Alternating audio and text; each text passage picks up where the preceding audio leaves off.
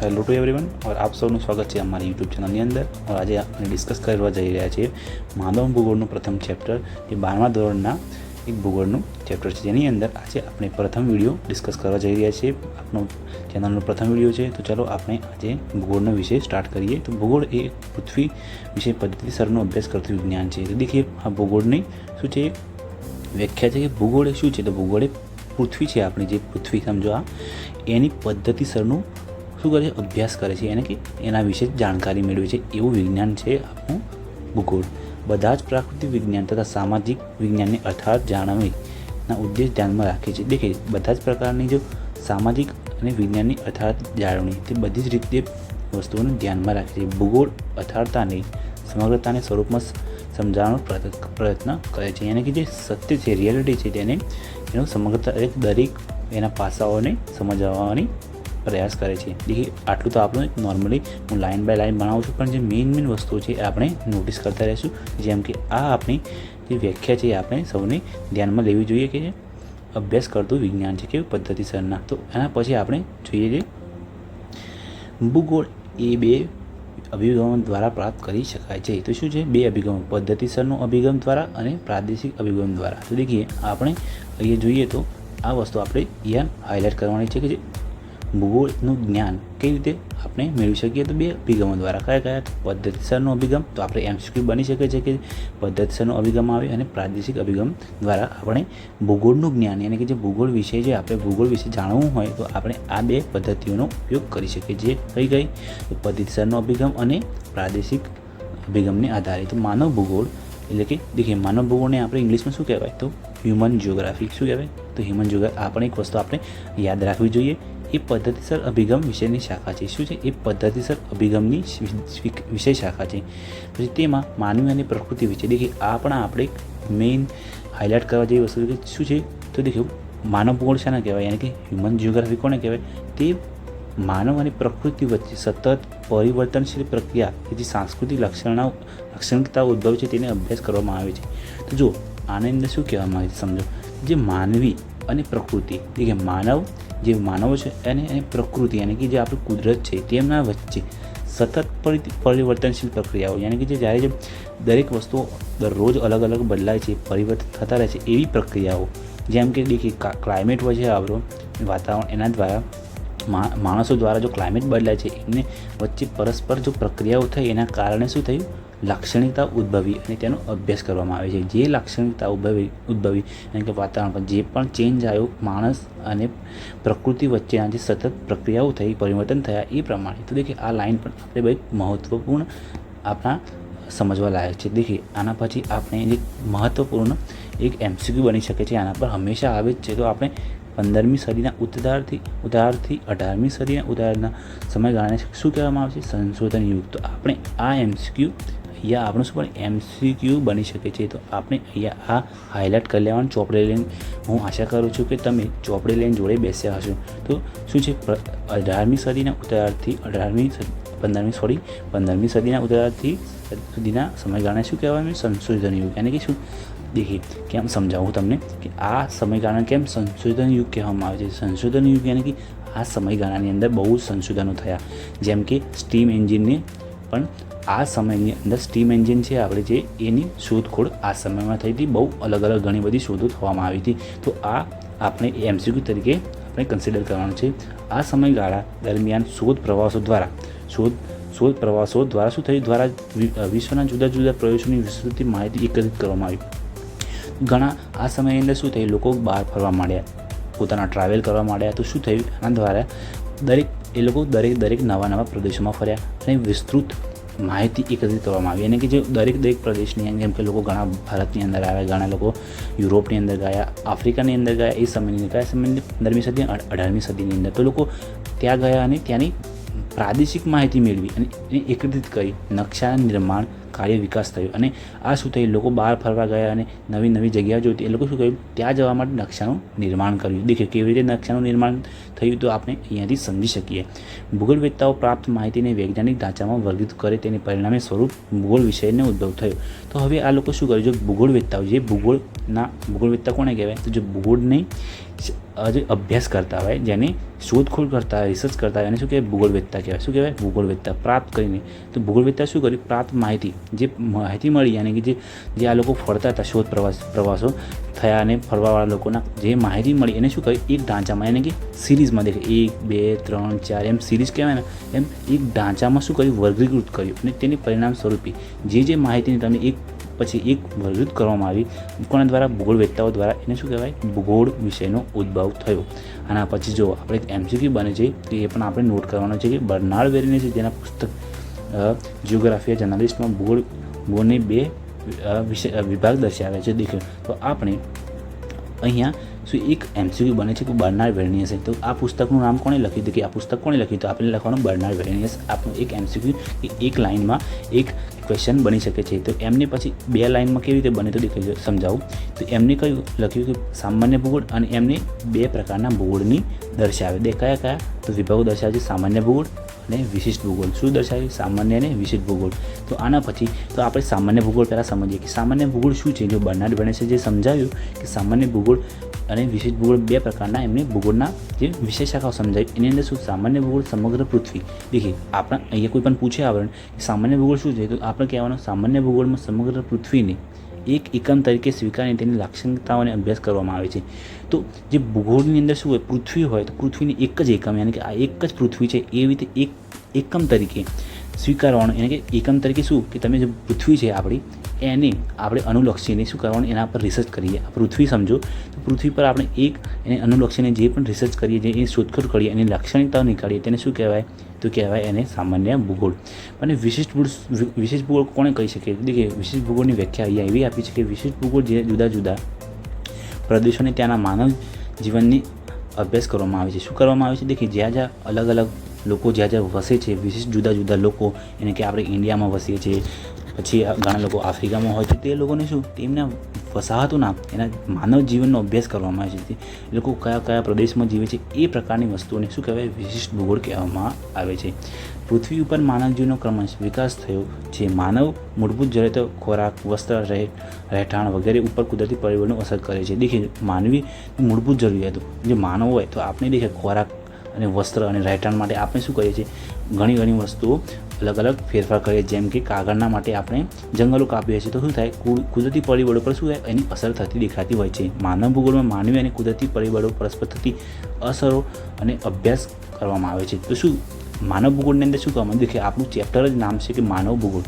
માનવ ભૂગોળની અંદર શું કરવામાં આવે છે? માનવ ભૂગોળની અંદર માનવી અને કુદરતી પરિબળો પરસ્પર, એટલે કે જે માનવ અને કુદરતી પરિબળો, જેમ કે આપણું વિન્ડ છે, જે બી પાણી છે, દરેક પ્રકારનું જંગલો છે, એક કુદરતી પરિબળો છે. આપણે સમજો તો એને બી પરસ્પર, એટલે કે બંને વચ્ચે જે અસરો થતી હોય છે, એનો અભ્યાસ શેમાં કરવામાં આવે છે? તો માનવ ભૂગોળની અંદર કરવામાં આવે છે. સમજ પડી? માનવ ભૂગોળ માનવ કેન્દ્ર સ્થાને હોય, એટલે કે માનવ ભૂગોળની અંદર, એટલે કે હ્યુમન જિયોગ્રાફીની અંદર માનવ કેન્દ્ર સ્થાને હોય છે. આ પણ એક MCQ બની શકે છે. તો આપણે અંડરલાઇન કરી લેવું જોઈએ. જો આઈ હોપ તમે તમારી ચોપડી જોડે લઈને બેસ્યા હશો. તો એના પછી માનવી નિવાસસ્થાન વિસ્તારના આધારે તેની પ્રવૃત્તિ નક્કી થાય છે. જેમ કે મેદાન પ્રદેશોમાં વસતા માનવી ખેત પ્રવૃત્તિ કરે છે. જેમ કે જેવા લોકો જ્યાં વસતા હોય એવા પ્રકારની તે લોકો કામ કરે છે. જેમ કે દેખીએ મેદાનની અંદર જો લોકો વસતા હોય તો શું કરે? ખેત પ્રવૃત્તિ કરે. અને જો પહાડની અંદર લોકો વસતા હોય તો જે પહાડની અંદર વસ્તુ થતી હોય એ પ્રકારની લોકો કામ કરતા હોય છે. જ્યારે જંગલમાં નિવાસ કરતા માનવ જંગલી પેદાશી એકઠા કરે છે. જેમ કે જેવા લોકો જે જંગલમાં રહેતા હોય એ લોકો શું કરે? એ લોકો જંગલી પેદાશોનો યુઝ કરે છે. સમુદ્ર કિનારે વસતા લોકો શું કરે? તો સમુદ્ર કિનારે વસતા લોકો શું કરે? એ લોકો માછલીઓ પકડવાનું કામ કરતા હોય. આ રીતે માનવી અને પર્યાવરણ વચ્ચેના આંતર સંબંધોની ઉદ્ભવ પ્રવૃત્તિ દ્વારા ભૂગોળનો અભ્યાસ ક્ષેત્ર તૈયાર થયું છે. જેવી જ રીતે આ શું થાય? આ બધી વસ્તુ થઈ. જેમ કે લોકો મત્સ્ય પાલન કરતા હોય છે, જંગલની અંદર જે બી પ્રવૃત્તિ કરતા હોય એના આંતર સંબંધ, અને આ વસ્તુના જે કુદરત અને બંનેનો આંતર સંબંધ થયો, એના દ્વારા ભૂગોળનો એક અભ્યાસ ક્ષેત્ર તૈયાર થયો છે. તો પછી વેરેનિસે શું કર્યું? તો વેરેનિસે આ બધી બાબતો જે આપણે ઉપર ભણ્યા, આ બધું જે ભણ્યા એ પ્રમાણે એને શું કર્યું? ધ્યાનમાં રાખીને આ બધી વસ્તુ કે જે માનવ વચ્ચેના જે સંબંધો થાય છે એ વસ્તુને ધ્યાનમાં રાખીને શું કર્યું? ભૂગોળના વિષય વસ્તુને 3 પેટા વિભાગનું વર્ગીકૃત કર્યું છે. તો કઈ કઈ વસ્તુ 3 પેટા વિભાગ પાડ્યા ભૂગોળના? તો દેખીએ, ખગોળ વિષયક લાક્ષણિકતાઓ, સ્થળીય લાક્ષણિકતાઓ અને માનવીય લાક્ષણિકતાઓ. તો આપણે અહીંયા એક MCQ બને છે કે વેલેન્સીએ કયા પ્રકારના 3 વિષય વસ્તુના પેટા વિભાગ પાડ્યા? તો ખગોળ વિષયક લાક્ષણિકતાઓ, સ્થળીય લાક્ષણિકતાઓ અને માનવીય લાક્ષણિકતાઓ. તો આપણે આને અંડરલાઇન કરી લેવાનું છે, જેથી આપણે MCQ બની જાય. જો મોસ્ટલી ભૂગોળની અંદર આપણા MCQ ચોપડીમાંથી જ આવતા હોય છે, બહારનું કંઈ આવતું નથી. તો આપણે અહીંયાથી જ MCQ અને ટૂંકા પ્રશ્નો અહીંયાથી જ તૈયાર કરી લેવા. તો આના પછી આપણે આગળ જોઈએ, ભૂગોળ સંકલિત એટલે કે ઇન્ટરગ્રેટિવ આનુભવિક અને વ્યવહારિક વિજ્ઞાન છે. તો ભૂગોળ કેવું વિજ્ઞાન છે? આપણે કોઈ પૂછે, દેખીએ ભૂગોળ કેવું છે? સંકલિત, આનુભવિક અને વ્યવહારિક વિજ્ઞાન છે.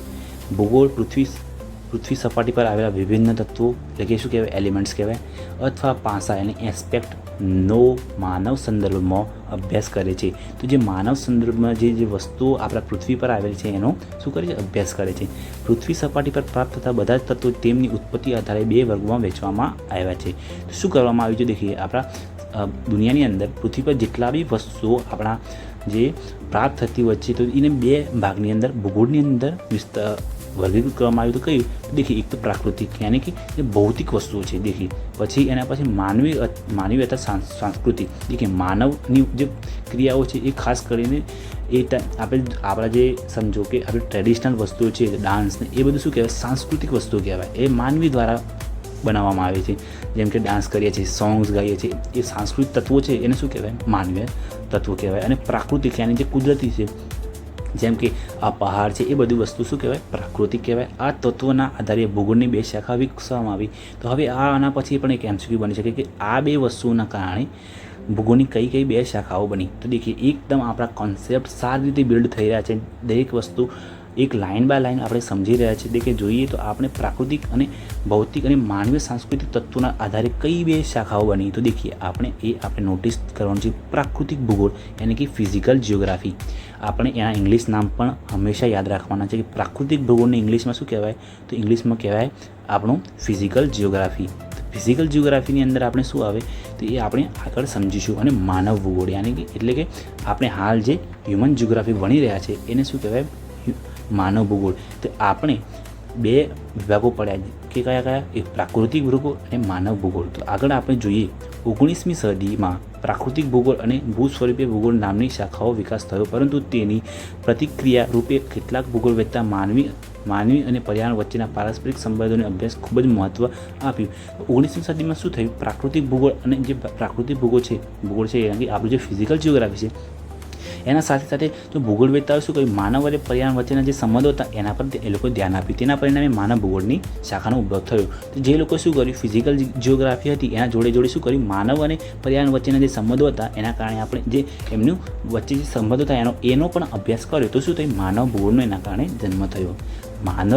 માનવીના ઘર તરીકે પૃથ્વીનો અભ્યાસ એ માનવ ભૂગોળનું પ્રથમ સોપાન છે. તો આપણે અહીંયા પણ આપણે આ વસ્તુ તમે કોટેશન યુઝ કરી શકો છો તમારા એક લાંબા આન્સરની અંદર કે માનવીના ઘર તરીકે પૃથ્વીનો અભ્યાસ એ માનવ ભૂગોળનું પ્રથમ સોપાન છે. માનવ ભૂગોળના 3 બાબતો અભ્યાસ મહત્ત્વ આપે છે. તો દેખીએ, માનવ ભૂગોળ કઈ 3 બાબતોનો અભ્યાસ આપે છે? તો આપણે એ MCQ બની શકે છે, અથવા તો આપણે ટૂંકો પ્રશ્ન તો બનશે જ. તો આપણે શું કરવું? તો અહીંયા દેખો તમે તો જો પ્રાકૃતિક તત્વો અને માનવ જગત વચ્ચેના સંબંધ. તો આ એક પહેલો આપણો પોઈન્ટ થયો. બીજો પોઈન્ટ છે માનવ એને કે દેખીએ, હું તમને સમજાવું, સોરી મારું હિન્દી અને ગુજરાતી મિક્સ થઈ ગયું હોય તો તમે મને માફ કરજો. તો પ્રાકૃતિક તત્વો અને માનવ જગત વચ્ચેના સંબંધ પહેલો પોઈન્ટ છે આપણો, પ્રાકૃતિક જગત અને માનવ વચ્ચેના સંબંધ. પછી માનવ પ્રવૃત્તિઓનું સ્થાનિક વિતરણ અને તેની પ્રવૃત્તિઓનું થવા પાછળના કારણો. જેમ કે જે પ્રવૃત્તિઓ થાય છે એના કારણો શું છે એ, અને આ તમે તમારી ચોપડીની અંદર તમે નોટ ડાઉન કરજો. વિશ્વના જુદા જુદા પ્રદેશોમાં સામાજિક અને આર્થિક વિભિન્નતાનું અધ્યયન. તો આ પણ એક આપણો ત્રીજો પોઈન્ટ છે. માનવી અને બધી વિકાસશીલ ગતિવિધિઓ અને ભૌતિક પર્યાવરણની અસર થાય છે. તે ભૌતિક પર્યાવરણ સાથે અનુકૂલન સાથેની સાંસ્કૃતિક પર્યાવરણ રચના કરવામાં આવે છે. માનવ અને પર્યાવરણ વચ્ચેના આંતરસંબંધો. માનવ અને પર્યાવરણના આંતરસંબંધો ગતિશીલ છે. પ્રાકૃતિક તત્વો અને માનવ જગત વચ્ચેની સંબંધ, સાંસ્કૃતિક પર્યાવરણનો ઉદ્ભવના કારણો અને વિશ્વમાં જુદા જુદા પ્રદેશોની સામાજિક અને આર્થિક ભિન્નતાઓ જોવા મળે છે. માનવી સાંસ્કૃતિક અને આર્થિક પ્રવૃત્તિઓ વગેરે પાસાઓ અભ્યાસ માનવ ભૂગોળ દ્વારા કરવામાં આવે છે. કેમ કે માનવી અને સાંસ્કૃતિક જે આર્થિક પ્રવૃત્તિઓ છે એનો આપણે માનવ ભૂગોળની અંદર જે અભ્યાસ કરવામાં આવી રહ્યો છે. પ્રકૃતિ અને માનવ અવિભાજ્ય તત્વો છે બંનેની સમગ્રતાની દ્રષ્ટિએ સમજાવવાનો પ્રયત્ન માનવ ભૂગોળ કરવામાં આવે છે. પ્રસિદ્ધ ફ્રેન્ચ ભૂગોળવેત્તા, અહીંયા આપણું એક MCQ બને છે તો અહીંયા ધ્યાનથી તમે નોટિસ કરી લો કે પ્રસિદ્ધ ફ્રેન્ચ ભૂગોળવેત્તા જીન બ્રુન્સ એ માનવ ભૂગોળની વ્યાખ્યા આપતા કહ્યું છે. એટલે કે માનવ ભૂગોળની વ્યાખ્યા આ બહુ જ ફેમસ છે. તો તમે તમારી અંદર તમારે ધ્યાનથી નોટ ડાઉન કરી લેવાનું કે માનવ ભૂગોળ એ એવા બધા જ તત્વોનો અભ્યાસ કરે છે. કયું ભૂગોળ? જો ફિઝિકલ જિયોગ્રાફી નહીં, હ્યુમન જિયોગ્રાફી. કઈ? Human geography. માનવ ભૂગોળ એવા બધા જ તત્વોનો અભ્યાસ કરે છે. ભૂગોળ નહીં, માનવ ભૂગોળની વાત કરીએ છીએ. બધા જ તત્વોનો અભ્યાસ કરે જે માનવીની ક્રિયા અને પ્રતિક્રિયા દ્વારા પ્રભાવિત થતા હોય. એટલે કે માણસો દ્વારા જે પણ વસ્તુઓનો જે ઇન્ફ્લુઅન્સ થાય છે, એની ક્રિયા પ્રતિક્રિયાઓ જોવા મળે છે, એને શું કહેવાય? માનવ ભૂગોળ કહેવામાં આવે છે. તો સમજી ગયા, માનવ ભૂગોળની એવી બધા તત્વોનો અભ્યાસ કરતું હોય છે. તો આની અંદર આપણે જોયું કે જે માનવ દ્વારા જે પર્યાવરણ પર જે અસરો થતી હોય છે એ આપણે જોવા મળે છે. તો આના પછી આપણે દેખીએ 3-4 જેવી મહત્ત્વની વ્યાખ્યાઓ છે જેના દ્વારા તમે માનવ ભૂગોળની સમજી શકો છો. એક તો ફ્રેડરિક રેટઝલની, પછી કુમારી એલન ઝેમ્પલની બહુ જ ઇમ્પોર્ટન્ટ વ્યાખ્યા છે કે એ આપણે એક ડિસ્કસ કરી લઈએ કે માનવ ભૂગોળની અસ્થિર પૃથ્વી અને ક્રિયાશીલ માનવી વચ્ચેની પરિવર્તનશીલ સંબંધોનું અધ્યયન કરે છે. એ આપણે તૈયાર કરવાના રહેશે. આ બધી તમારી વ્યાખ્યાઓ અને તેમના જેમની કોણે દ્વારા આ વ્યાખ્યાઓ લખવામાં આવી એ તમારે MCQની અંદર અને ટૂંકા પ્રશ્નોની અંદર જરૂરથી આવશે. તો તમે આ જરૂરથી તૈયાર કરી લેજો. એના દ્વારા પછી આપણે એના પછી જોઈએ એરિસ્ટોટલ, બકલ, હમ્બોલ્ટ, લિટર વગેરે વિદ્વાનોએ ઇતિહાસ પર ભૂમિના પ્રભાવનું મહત્ત્વ આપ્યું હતું. તો આ બધા કોણ છે? દેખો, આ બધા થિંકર છે અને ફિલોસોફર છે. તો આપણે આ બધું શું કર્યું છે? ઇતિહાસ ઉપર ભૂમિનો પ્રભાવને મહત્ત્વ આપ્યું છે કે જે લોકોએ પોતાના એક્શન્સ લીધા એના દ્વારા જે ભૂમિ પર શું પ્રભાવ પડે. તો આપણે અહીંયા એક MCQ બને છે. મેં બી ઘણીવાર જોયું છે કે એરિસ્ટોટલ અને આ બધા જે નામ છે એને શું કરવાનું? આપણે હાઇલાઇટ કરી લેવાનું કોણ કોણે ભૂમિ ઉપર પ્રભાવ દર્શાવ્યો તો ઇતિહાસનો. તો આપણે અહીંયા એક MCQ બની જશે. ત્યારબાદ જોઈએ તો આપણે ત્યાર પછી રિઝલ અને કુમારી એલન ઝેમ્પલ ભૌતિક પર્યાવરણ માનવ ક્રિયાઓને કેવી રીતે પ્રભાવિત કરે છે તે સમજાવ્યું. તો આ લોકોએ શું સમજાવ્યું કે જે ભૌતિક પર્યાવરણ છે માનવ ક્રિયાઓ પર કેવી રીતે પ્રભાવ કરે છે. જેમ કે આપણે સમજીએ કે પર્યાવરણ જો ઠંડી લાગતી હોય તો લોકો શું કરે? તો લોકો ગરમ વસ્તુ ખાતા હોય. તો ભૌતિક પર્યાવરણનું કેવું લોકો પર અસર થાય છે એ દર્શાવ્યું. કોણે દર્શાવ્યું? તો આ બંને કુમારી એલન ઝેમ્પલ અને રિઝલે દર્શાવ્યું. જ્યારે હેન્ટિંગ સમજાવે છે કે સંસ્કૃતિ અને ઇતિહાસ ઉપર આબોહવાના પ્રભાવ સમજાવ્યા. તો આને શું કર્યું? સંસ્કૃતિ અને ઇતિહાસ પર કોણે આબોહવાનો પ્રભાવ આને દર્શાવ્યો. આ વિદ્વાનો વિચારોથી સ્પષ્ટ થાય છે કે માનવ ભૂગોળ અને માનવ સમાજ અને તેના પર્યાવરણ વચ્ચેના આંતરસંબંધોનું પ્રાવધાન આપવામાં આવ્યું. તો જે લોકો થિંકર્સ અને ફિલોસોફર હતા એ લોકોએ શું કર્યું? તે લોકોએ માનવ જીવન અને સમાજ ઉપર પર્યાવરણનો એક વચ્ચેનો સંબંધ દર્શાવ્યો છે. માનવ ભૂગોળ એક ગત્યાત્મક ડાયનેમિક વિજ્ઞાન છે. એને કે દેખીએ માનવ ભૂગોળ કેવું છે? તો બદલાતું રહે. એક ડાયનેમિકનો મતલબ શું થાય? હું તમને સમજાવું. તો અહીંયા આપણે થોડું હાઇલાઇટ કરી લઈએ કે માનવ ભૂગોળ એ ગત્યાત્મક વિજ્ઞાન છે. હવે તમને સમજણ ના પડે કે ગત્યાત્મકનો મતલબ શું, તો હું તમને સમજાવું. ડાયનેમિકનો મતલબ આપણે ઇંગ્લિશમાં સમજીએ તો જે બદલાતું રહે હંમેશા. માનવની અંદર દેખીએ ગતિવિધિઓ બદલાતી. જેમ કે આપણે એક્ઝામ્પલ તરીકે સમજીએ તો જ્યારે આપણે લોકો પૌરાણિક સમયની અંદર રહેતા હતા તો આપણું જીવન અલગ હતું અને અત્યારે કેવું આપણું મોડર્ન જીવન છે. તો આપણું શું માનવ ભૂગોળ કેવું છે? બદલાતું રહે છે. દરેક વસ્તુ સમય સાથે બદલાતી રહે છે. એને શું કહેવાય? ગત્યાત્મક, એટલે કે ડાયનેમિક છે. માનવ ભૂગોળના વિષયવસ્તુ સમયની સાથે વૃદ્ધિ અને વિસ્તાર થઈ રહ્યો છે. હવે આપણા માનવ ભૂગોળના અભ્યાસમાં ક્ષેત્રોને સમજીએ તો માનવ ભૂગોળના અભ્યાસના ક્ષેત્રો કયા છે? તો દેખીએ આપણે સમજીએ માનવ ભૂગોળનું વિષયવસ્તુ કહે એટલે કે સબ્જેક્ટ શું છે? માનવ ભૂગોળ સમજાવે શું? કયા વિષય ઉપર ભાર આપે છે? તો સમજીએ તકનીકી વિકાસ સાથે મનુષ્ય અને પર્યાવરણ સંબંધોને બદલાઈ રહ્યા છે. માનવ ભૂગોળના પર્યાવરણ સાથે સંબોધીને માનવ ભૂગોળના અભ્યાસ કેન્દ્રબિંદુ છે. તો માનવ ભૂગોળ અને તે પ્રકૃતિ વચ્ચે જે અભ્યાસો જે સંબંધો બદલાઈ રહ્યા છે એના પર શું કરે છે? આ લોકો ભાર આપીને એનું રિસર્ચ કરવામાં આવે છે. વિભિન્ન પ્રદેશોને માનવીને રંગ, સ્વાસ્થ્ય, વસ્ત્ર, રહેઠાણ, ભાષા, ધર્મ, સામાજિક માળખું વગેરે અનેક બાબતોનું વૈવિધ્ય છે. સાંસ્કૃતિક વિભિન્નતાઓ ઉત્તમ ઉદાહરણ USA અને ભારત જેવા બિનસાંપ્રદાયિક દેશોમાં જોવા મળે છે. અમેરિકન ભૂગોળવેત્તા ફ્રિન્ચ અને ટ્રેવાર્થ માનવ ભૂગોળ વિશે વસ્તુની 2 વિભાગ પાડ્યા છે. તો દેખો આ બંને આપણે MCQ જોવાના છે. તો આ બંને શું કર્યું? ટ્રેવાર્થે અને ફ્રિન્ચે તો 2 ભાગ પાડ્યા. કયા? પ્રાકૃતિક પર્યાવરણ અને સાંસ્કૃતિક પર્યાવરણ. તો આપણે આ પણ નોટિસ કરી લેવાનું છે. તો અહીંયા પ્રાકૃતિક પર્યાવરણની અંદર અને સાંસ્કૃતિક પર્યાવરણને કઈ વસ્તુઓ સમાવેશ કરવામાં આવે છે એ વસ્તુઓ પણ આપણે પ્રિપેર કરી લેવાની, જેથી આપણા MCQ અને ટૂંકો પ્રશ્ન બની જાય. અહીંયાથી જ આપણે બધી વસ્તુ ધ્યાનમાં લઈ લેવી જોઈએ. તો પ્રાકૃતિક પર્યાવરણમાં કઈ કહીએ? પ્રાકૃતિક એટલે શું? કુદરતી વસ્તુ. તો આવે ભૂપૃષ્ઠ, જળ, પ્રણાલી, જમીન, વનસ્પતિ, આ બધી વસ્તુ કેમ આવે આપણી પ્રાકૃતિકમાં. અને સાંસ્કૃતિકમાં શું આવે? તો વસ્તી, વસાહતો, કૃષિ, ઉદ્યોગ, પરિવહન, દૂષણ, જે માનવી દ્વારા બનાવી આવેલી વસ્તુને શું કહેવાય? સાંસ્કૃતિક વસ્તુ કહેવાય. અને કુદરતી વસ્તુઓ એને શું કહેવાય? પ્રાકૃતિક વસ્તુ કહેવામાં આવે. ત્યારબાદ આપણે જોઈએ તો માનવ ભૂગોળનો અભ્યાસ ક્ષેત્રમાં સમયાંતરે મોટા ફેરફારો થતા રહ્યા છે. 20મી સદીમાં શરૂઆતમાં સાંસ્કૃતિક અને આર્થિક પાસાઓ પર ધ્યાન આપવામાં આવ્યું હતું, પરંતુ પછીના માનવ સમાજ સાથે સામે આવેલી નવી સમસ્યાઓ અને પડકારો વિશે વસ્તુની કેન્દ્રમાં રહ્યા. માનવ ભૂગોળની તાત્કાલિક સમન્વયકારી અને આંતર વિષયક ડિસિપ્લિનરી વિષયોને સમાવેશ કરવામાં આવે છે. અર્થશાસ્ત્ર, ઇતિહાસ, વસ્તી વિજ્ઞાન, કૃષિ વિજ્ઞાન, સમાજશાસ્ત્ર, આંકડાશાસ્ત્ર, રાજ્યશાસ્ત્ર વગેરે વિષયો માનવ ભૂગોળ અને અનુબંધ અને સહાયકારક ધરાવે છે. તો આની અંદર શું કહેવામાં આવે એ સમજો. અર્થશાસ્ત્ર છે, ઇતિહાસ છે, વિજ્ઞાન છે, કૃષિ વિજ્ઞાન છે, આ બધી વસ્તુ શું માનવ ભૂગોળ સાથે અનુસંબંધ ધરાવે છે. માનવ ભૂગોળ યાની કે અનુસંબંધ એમનો કોઈને કોઈ થોડું ઘણું ઇન્ટરલિંકેજ આ આપણા માનવ ભૂગોળ જોડે છે. તો આની અંદર શું લખેલું છે? કે માનવ ભૂગોળ અને અભ્યાસના ક્ષેત્રે સમાવિષ્ટ મહત્ત્વના પાસા આ પ્રમાણે છે. તો આપણે મહત્ત્વના પાસા કયા કયા જોઈ લઈએ. ફર્સ્ટ છે માનવીની ઉત્પત્તિ અને તેની પ્રજાતિ અને પૃથ્વી પરના માનવ પ્રજાતિઓનું સ્થાયીકરણ છે. માનવીનું વસ્તી ગીચતા, વસ્તી વૃદ્ધિ, વસ્તીની વિશેષતા અને માનવ વસ્તીનું સ્થળાંતર, માનવીની પ્રાથમિક, દ્વિતીય અને તૃતીય પ્રવૃત્તિઓ આ આપણે આગળ ભૂગોળની અંદર ભણીશું. ભૂમિ સ્વરૂપો છે પણ આપણે આગળ ભણીશું. વાતાવરણ, જમીન, વનસ્પતિ, જલાવરણ, ખનિજો વગેરે આપણે આગળ ભણીશું જ. આ બધું વસ્તુ આપણા ભૂગોળની અંદર આગળના ચેપ્ટરમાં આપણે ભણીશું. તો પ્લીઝ ચેનલ જો તમે સબસ્ક્રાઈબ ના કરી તો પ્લીઝ હજી સુધી કરી લો. અને ચેનલ જો તમને વિડીયો પસંદ આવી રહ્યો તો પ્લીઝ લાઇક પણ કરી લેજો અને દોસ્તો જોડે શેર કરજો, જેથી એમને પણ ફાયદો થાય. માનવ વસાહતો, ગ્રામ વસાહતો પ્રણાલીઓ, શહેરી વસાહતો પ્રણાલીઓ અને વસાહતોની સમસ્યાઓ પણ આપણે આગળ ભણવામાં આવશે. માનવીય આર્થિક પ્રવૃત્તિઓ, શિકાર, પશુપાલન વગેરે. સામાજિક અને સાંસ્કૃતિક સંગઠનો, માનવીય સાંસ્કૃતિક પ્રવૃત્તિઓ. માનવીની સાંસ્કૃતિક પ્રવૃત્તિ કઈ છે? તો ભાષા, સાહિત્ય, શિલ્પ અને ધર્મ, લોકસાહિત્ય વગેરે આપણી કઈ છે? માનવી સાંસ્કૃતિક પ્રવૃત્તિ છે. ભવિષ્ય સંદર્ભમાં સંસાધનોની મૂલવી અને સંચાલન યોજનાઓ, તો એ પણ આપણું એક પાઠ છે. તો આના પછી આપણે જોઈએ માનવ ભૂગોળ પરસ્પર સંકળાયેલા 3 કાર્યો કરે છે. કયા 3 કાર્યો કરે છે? કે માનવ નિર્મિત ઘટનાઓનું સ્થિતિ સંબંધિત વિશ્લેષણ કરે છે. તો માનવ ભૂગોળ કયા કાર્યો કરે છે એ સમજીએ આપણે. તો એની અંદર જુઓ તો માનવ ભૂગોળના 3 કાર્યો કયા છે? તો આપણે અહીંયા અંડરલાઇન કરી લઈએ. તો માનવ ભૂગોળનું ફર્સ્ટ કાર્ય એટલે કે પહેલું કાર્ય શું છે? તો માનવ નિર્મિત ઘટનાઓ, જે માનવ દ્વારા જે ઘટનાઓ થઈ એનું શું કરવામાં આવે? સ્થિતિ સંબંધિત વિશ્લેષણ કરવામાં આવે છે. એટલે કે સ્થિતિ સંબંધિત વિશ્લેષણ શેનું કરવામાં આવે છે? માનવ નિર્મિત ઘટનાઓનું.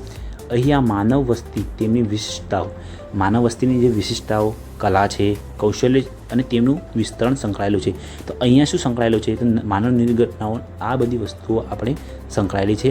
પછી એના પછી પારિસ્થિતિક વિશ્લેષણ. તો પારિસ્થિતિક વિશ્લેષણમાં શું આવે? તો અહીં કોઈ એક ભૌગોલિક પ્રદેશમાં માનવી અને તેના પર્યાવરણ સાથેના સંબંધોના અભ્યાસ પ્રાધાન્ય આપવામાં આવે છે. કોઈ પણ એક ભૌગોલિક પ્રદેશ હોય, એક પર્ટિક્યુલર, સમજો આપણું એક ગુજરાત છે, તો ગુજરાતની અંદર કોઈ એક પ્રદેશ છે, એની અંદર જગ્યા છે, એના અંદર શું પર્યાવરણના સાથેના સંબંધો, માણસ છે, આપણે સમજો કાઠિયાવાડની અંદર પર્યાવરણ સાથેના કેવા સંબંધો છે એ સંબંધોને અભ્યાસ પ્રાધાન્ય આપવામાં આવ્યું છે. એમ સમજીને આપણે આ ટૉપિક સમજી શકીએ. પ્રાદેશિક સમન્વય. અહીં સ્થાનિક અને પારસ્પરિક અભિગમો જોડી દેવામાં આવે છે. તો અહીંયા જે સ્થાનિક અને પારસ્પરિક સંબંધો બંનેને શું કરવામાં જોડી દેવામાં આવે છે. અને તેમાં અભ્યાસને ઉદ્દેશી આંતરિક રચના અને બાહ્ય સંબંધોની સમજ મેળવવામાં આવે છે. આંતરિક અને બાહ્ય વસ્તુ શું છે અને આંતરિક વસ્તુ શું છે એ બંનેનો અભ્યાસ કરવામાં આવે છે. માનવીના સાંસ્કૃતિક વિકાસ અને આધારે બ્રુન્સ અને એલ્બર્ટ્સે હેનિંગ્ટને માનવ ભૂગોળના ક્ષેત્રમાં જુદા જુદા વિભાગો સૂચવ્યા. તેમાં શ્રમ વિભાગ અને માનવ પ્રાકૃતિક સંપદા, આ બધું એટલું બધું ઇમ્પોર્ટન્ટ નથી. આ તમે પોતાની રીતે વાંચી લેજો, જેથી તમને સમજ આવશે. આના પછી આપણે એક ઇમ્પોર્ટન્ટ વસ્તુ જોઈ લઈએ કે જે માનવ ભૂગોળ અભ્યાસના અભિગમો કયા છે. તો દેખો માનવ ભૂગોળના અભ્યાસના ક્ષેત્રો કયા હોય તો આપણે જોઈએ સાહિત્ય, કલા છે, સામાજિક. માનવ ભૂગોળના મેં તમને સમજાવી રહ્યો છું કે માનવ ભૂગોળ કહ્યું તો માનવી જે વસ્તુઓની આપણે આગળ જે વ્યાખ્યા જોઈએ તમે વારંવાર જોશો ત્યારે તમને ખબર પડશે કે માનવ ભૂગોળ કોને કહેવાય, હ્યુમન જિયોગ્રાફી કોને કહેવાય, એ વસ્તુ આપણે સમજીશું. તો દેખીએ માનવ ભૂગોળના ઘણા જે અભ્યાસ ક્ષેત્રો છે તમે જોઈ લો કે માનવ ભૂગોળ આ જગ્યાએ કામ કરે છે, આ જગ્યાની રિસર્ચ કરે છે, જાણકારી મેળવે છે અને જાણકારી આપે છે, એ સમજી લીધું. તો આગળ જોઈએ માનવ ભૂગોળના અભ્યાસના અભિગમો કયા છે જોઈએ. અપ્રોચ કયા? માનવ અને પર્યાવરણ વચ્ચેના સંબંધો ચર્ચા માનવ ભૂગોળનું કેન્દ્ર સ્થાન છે. તો માનવ વચ્ચેના કેમ કે આપણું માનવ ભૂગોળ કેવું છે, જે માનવો અને પર્યાવરણ વચ્ચેના સંબંધો દર્શાવે છે. એ તમારે આખા ચેપ્ટરની અંદર અને આખા બુકની અંદર આ જ વસ્તુ આવશે જ્યાર સુધી તમે માનવ ભૂગોળ ભણશો ત્યારે. આ સંબંધ વિશ્લેષણ માટે જુદા જુદા અભિગમો આપવામાં આવે. સમય પરિવર્તન સાથેના માનવ ભૂગોળના વિષયવસ્તુ તથા તેનો અભ્યાસ કરવાની પદ્ધતિ, પ્રવૃત્તિ અને અભિગમ પણ બદલાતા રહ્યા છે. માનવ ભૂગોળના અભ્યાસ માટે કેટલાક મહત્ત્વના અભિગમો આ પ્રમાણે છે. તો માનવ ભૂગોળ માટેના જે અભિગમો કયા કયા છે તો એ આપણે સમજી લઈએ. તો પહેલો આપણો અભિગમ છે, આ 3 માર્ક્સની અંદર તમારે ક્વેશ્ચન બને છે. કેટલા? 3 માર્ક્સનો. અહીંયા હું તમને લખી દઉં છું 3 માર્ક્સ. 3 માર્ક્સની અંદર તમારો ક્વેશ્ચન અહીંયાથી બની જશે. તો તમારે પ્લીઝ આ ક્વેશ્ચનને છોડવાનો નથી. આને બેસ્ટ રીતે તમારે હેન્ડલ કરીને એક્ઝામની અંદર લખવાનું, જેથી તમને સારામાં સારા માર્ક્સ મળે. અને હું આના પછી એનાઉન્સમેન્ટ કરું છું કે આપણે આન્સર રાઇટિંગના પણ થોડા ઘણા વિડીયો બનાવશું, જેથી તમને હેલ્પ થશે કે આન્સર કેવી રીતે લખવો. તો પ્લીઝ ચેનલને સબસ્ક્રાઈબ કરીને રાખજો અને પોતાના દોસ્તો જોડે શેર કરો. અને વિડીયો પસંદ આવી રહ્યો તો લાઇક જરૂરથી કરજો. તો ઐતિહાસિક અભિગમો કયા છે આપણે ડિસ્કસ કરી લઈએ. માનવી ઉદ્ભવમાં માંડી વર્તમાન સુધીને પ્રાકૃતિક પર્યાવરણ સાથેના તેના સંબંધો પરિવર્તનશીલ રહ્યા છે. તો જ્યાં સુધી આપણો ઉદ્ભવ થયો અને ત્યાં સુધી જે માનવના પ્રકૃતિ સાથેના સંબંધો હતા એ કેવા છે? પરિવર્તનશીલ, બદલાતા રહ્યા છે. 18મી સદીમાં ઔદ્યોગિક ક્રાંતિ પછી માનવી તકનિક અને વિભાગ ક્ષેત્રે નોંધપાત્ર પ્રગતિ કરી. તો 18મી સદી પછી શું થયું? લોકોએ શું કર્યું? જે ઔદ્યોગિક ક્રાંતિ એટલે કે ઇન્ડસ્ટ્રીયલાઇઝેશન થયું, એના અંદર શું લોકોએ બહુ વિજ્ઞાનના ક્ષેત્રે ક્રાંતિ કરી, જેથી માનવી જીવનમાં જીવનશૈલીમાં પરિવર્તન થયું. આ જો ઇન્ડસ્ટ્રીયલાઇઝેશન થયું એટલે કે ઔદ્યોગિક ક્રાંતિ થઈ, એના કારણે શું માનવના જીવનમાં ફેરફાર થયા. આ અભિગમ દ્વારા માનવી અને પર્યાવરણમાં સમયની સાથે થયેલા પરિવર્તનને સ્પષ્ટ રીતે સમજી શકાય છે. તો આના કારણે શું સમજી શકો તમે ઇતિહાસની અંદર, જે હિસ્ટોરિકલ અપ્રોચની દ્વારા, કે તમે ઇતિહાસની અંદર કોઈ ઘણા એવા સુધારા વધારા થયા, ઘણા ક્રાંતિઓ થઈ, એના દ્વારા માનવના પર્યાવરણ સાથેના સંબંધો બદલાયા, એ આપણે સમજી શકીએ છીએ. બીજા નંબરનું છે આપણું ક્ષેત્રીય વિશ્લેષણ અભિગમ. ક્ષેત્રીય વિશ્લેષણ અભિગમ શું કહેવામાં છે એ આપણે સમજીએ. વિશ્વના વિભિન્ન પ્રદેશો અને ભાગોમાં વસતા માનવ સર્જિત પર્યાવરણ પ્રાધાન્ય આપે છે. અભિગમ પ્રાપ્ત થાય છે. તો વિશ્વની વિભિન્ન પ્રદેશો છે, એમાં ભાગોમાં વસતા માણસો છે, એ માનવ સર્જિત પર્યાવરણને પ્રાધાન્ય આ અભિગમ પ્રાપ્ત થાય છે. આ પ્રકારના અભિગમ દ્વારા માનવ જીવનની શૈલીઓની વિવિધતા પ્રાપ્ત થાય છે. તો શું થાય છે? આ અભિગમ દ્વારા માનવ જીવનની શૈલીઓનો વિવિધતાને પ્રાપ્ત થાય છે. લગભગ 20મી સદીના પ્રારંભ સુધી માનવ જીવનની શૈલી પ્રાકૃતિક પર્યાવરણ સાથે આધારિત હતી. ત્રીજા નંબરનું છે આપણે પારસ્પરિકતા વિશ્લેષણ અભિગમ. તો આના દ્વારા શું સમજીએ તો માનવી પોતાની પ્રવૃત્તિઓનું પ્રાકૃતિક પર્યાવરણમાં કેવી રીતે સમન્વયન કરે છે અને તકનીકી વિકાસ દ્વારા પ્રાકૃતિક પ્રતિકૂળતાઓ સામાન્ય કેવી રીતે કરે છે તેનું વિશ્લેષણ આ અભિગમ કરવામાં આવે છે. તો સમજીએ કે માનવી જે પોતાની પ્રતિક્રિયાઓ કરે છે, જેમ કે આપણે જગ્યાઓ, ઘરો બનાવવા માટે આપણે શું કરીએ છીએ? ઝાડ કાપી નાખીએ છીએ, પછી ખાડાઓ ખોડીએ છીએ, એ બધી વસ્તુ કરીએ છીએ. એ વસ્તુ કરવા માટે આપણે કેવું સમાયોજન કરીએ છીએ, કેવી વસ્તુનો યુઝ કરીએ છીએ, શું કરીએ?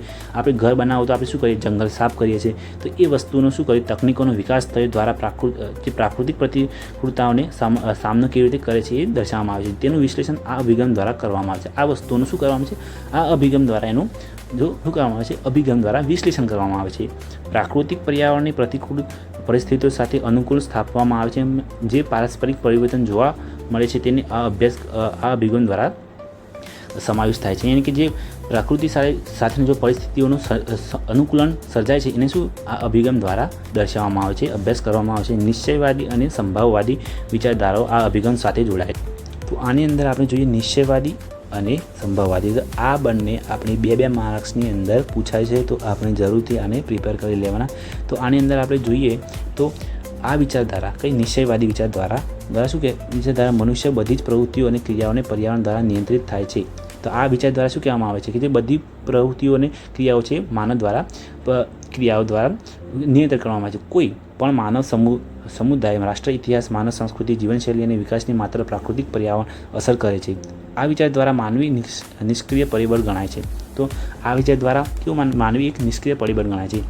હિપોક્રેટ્સ, એરિસ્ટોટલ, હેરોડ્સ, સ્ટ્રોબો વગેરે વિદ્વાનો માનવી ઉપર પ્રાકૃતિક સ્થિતિનો પ્રભાવ સમજાવ્યો છે. તો આની અંદર એક ઓવરવ્યૂ સમજી લો કે જે આપણે પ્રકૃતિ છે એ માનવ ઉપર અસર કરે છે. સમજો આ પૃથ્વી છે એટલે કે પ્રકૃતિ સમજી લો, એ શું કરે છે? માનવી છે, આ સમજો માનવી એના પર અસર કરે છે. એવું આ નિશ્ચયવાદી વિચારધારાની અંદર સમજાવવામાં આવ્યું છે.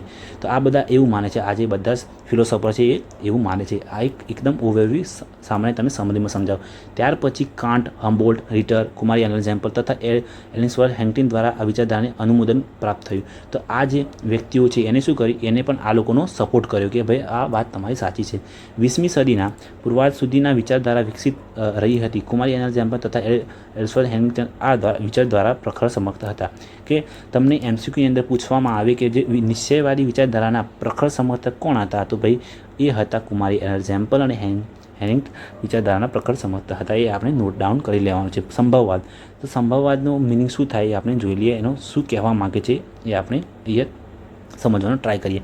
પ્રકૃતિની સરખામણીમાં માનવને મહત્ત્વનું સ્થાન આપવામાં આવ્યું છે. એટલે કે પ્રકૃતિનો વધારે પ્રભાવ નથી પણ માનવીનો વધારે પ્રભાવ છે. એમ કે શું કહેવા માગે કે જે આ માનવી છે એ પૃથ્વી ઉપર એટલે કે આપણી પ્રકૃતિ ઉપર અસર કરે છે. દેખો શું કહેવા માગે છે કે જે માનવી છે, સમજો કે આ માનવી છે તો એ માનવી શું કરે છે, આની અસરો પૃથ્વી પર જોવા મળે છે. એ આની અંદર આ વિચારધારાનું ઉલટું કહે છે. જે નિશ્ચયવાદી વિચારધારા છે આપણી, જે નિશ્ચયવાદી વિચારધારા એનું ઉલટું અહીંયા સંભવવાદમાં છે. તો સ્થાન આપવામાં આવે છે કોણે, માનવીને. માનવી સક્રિય સ્વરૂપે જોવામાં આવે તે વિચારધારાને સંભવવાદ વિચારધારા કહેવામાં આવે છે. સંભવવાદ શબ્દનો સર્વપ્રથમ ઉપયોગ કોણે કર્યો હતો, તો લુઈસ ફાવરે કર્યો હતો. તો આપણે એક અહીંયા MCQ બને છે, તમે નોટ ડાઉન કરી લેજો. તેના મત અનુસાર માનવ સંભાવનાઓ સ્વામી છે, એટલે કે માનવી છે સંભાવનાનો સ્વામી છે.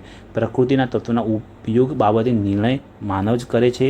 ભૂગોળવેત્તા વિડાલ ડી બ્લાસે આ વિચારધારાને વ્યવસ્થિત પ્રચાર કર્યો હતો. તો આમને શું કર્યું, તો આ વિચારધારાને સંભવવાદને આમને પ્રચાર કર્યો હતો. એ આપણે MCQમાં બની શકે છે. તો પ્લીઝ તમે એને નોટ ડાઉન કરી લેજો.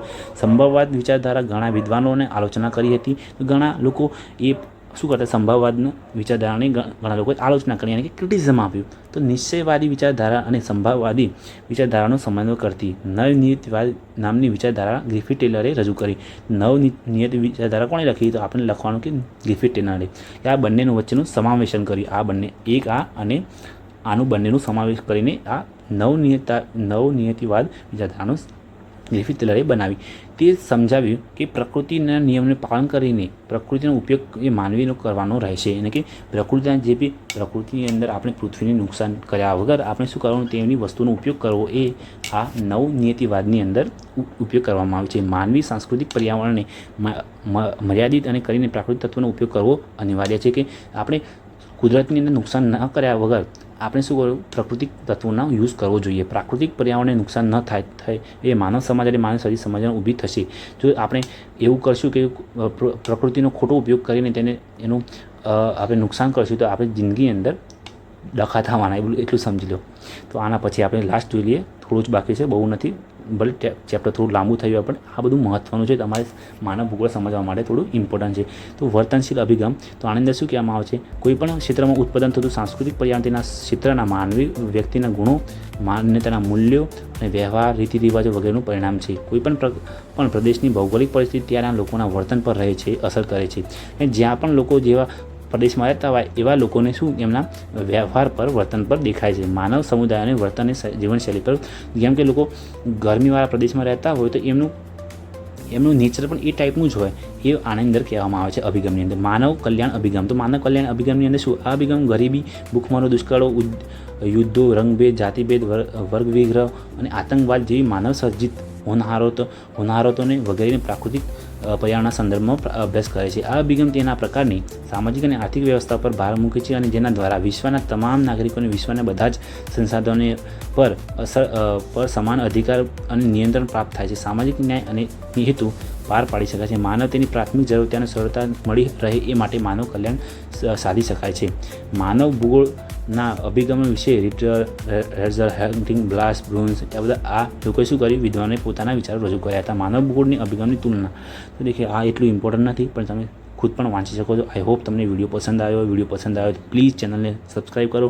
વિડીયો પસંદ આવ્યો તો લાઇક કરો અને દોસ્તો જોડે શેર કરજો, જેથી એમને પણ ફાયદો થાય. અને આ હું સિરીઝ પૂરી તમને ડિસ્કસ કરીશ અને અંદર તમને દરેક ટોપિક બનાવવાનું અને સમજાવવાનું ટ્રાય કરીશ. આઈ હોપ તમને પસંદ આવ્યો. Thank you so much.